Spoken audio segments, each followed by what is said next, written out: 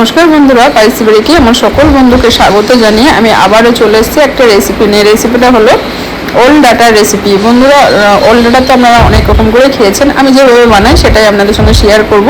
কাঁঠালের বীজ দিয়ে সর্ষে পোস্ত দিয়ে আমি ওল ডাটাটা তৈরি করব। চলুন তাহলে দেখে নেওয়া যাক আমি ওল ডাটার রেসিপিটা কীভাবে তৈরি করি। বন্ধুরা, লাইক দিয়ে ভিডিওটি দেখবেন, আর যে বন্ধু এখনও পর্যন্ত চ্যানেলটাকে সাবস্ক্রাইব করেনি অবশ্যই সাবস্ক্রাইব করে পাশে থাকবেন। আর যে বন্ধুরা অলরেডি সাবস্ক্রাইব করে দিয়েছেন অসংখ্য অসংখ্য ধন্যবাদ। চলুন তাহলে দেখে নেওয়া যাক। দেখুন বন্ধুরা, ওল ডাটাটা খুব সুন্দর করে কেটে নেওয়া হয়েছে আর কাঁঠালের বীজগুলো সুন্দর করে ছাড়িয়ে ধুয়ে নেওয়া হয়েছে। এবার আমি জল দিয়ে দিয়েছি, গ্যাস চুলাটা ধরিয়ে দিয়েছি।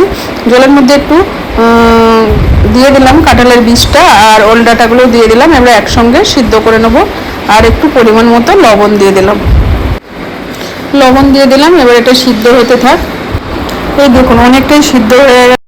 এই দেখুন জল ঝরিয়ে নিয়েছি সুন্দর করে। এবার একটা কড়াই বসিয়ে দিয়েছি। কড়াইয়ের মধ্যে কালো জিরা, তেজপাতা, দুটো শুকনো লঙ্কা ফোড়নে দিয়ে দিয়েছি। ফোড়নটা একটু ভাজা ভাজা হবে আর কাঁচা লঙ্কা বাটাটা দিয়ে দেবো। কাঁচা লঙ্কাটা একটু বেশি দিয়েছি, বেশ ভালো লাগবে মুখে ওল ডাটাটা খেতে। আপনারা যেমন ঝাল খান সেই হিসাবে দেবেন। এবার কাঁচা লঙ্কাটা দেওয়ার পর একটু ভাজা ভাজা হয়েছে, এবার ওল ডাটাটা দিয়ে দিচ্ছি। আর বন্ধুরা, আমি ওল ডাটাটা একটু ভেঙে ভেঙেই দেবো। আপনারা যদি মনে করেন গোটা রান্না করবো তাও হবে, কিন্তু আমার ছেলে এরম ডাটা পছন্দ করে না, তাই আমি এইভাবেই ঘেটে দিয়েছি। আপনারা গোটাও রাখতে পারেন, ভালো লাগবে খেতে। আর একটু হলুদ গুঁড়ো গুলে দিলাম, হলুদ আর লবণ। আর লবণ তো আমি জলে সিদ্ধ করার সময় দিয়েছি। কাঁঠালের বীজটাও খুব সুন্দরভাবে সিদ্ধ হয়ে গেছে, আমি ওর জন্যই ঘেটে দিয়েছি।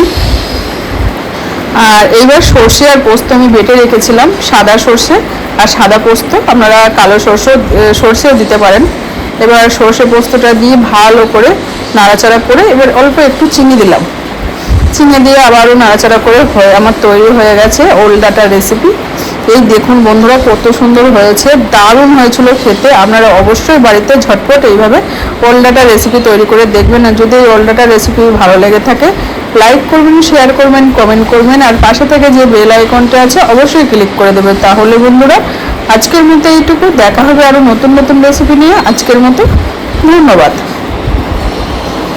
এর আগের চ্যানেলেও আমার এই ওল ডাটা রেসিপি দেওয়া আছে, আগের ভিডিওয় আপনারা সার্চ করে দেখে নিতে পারেন।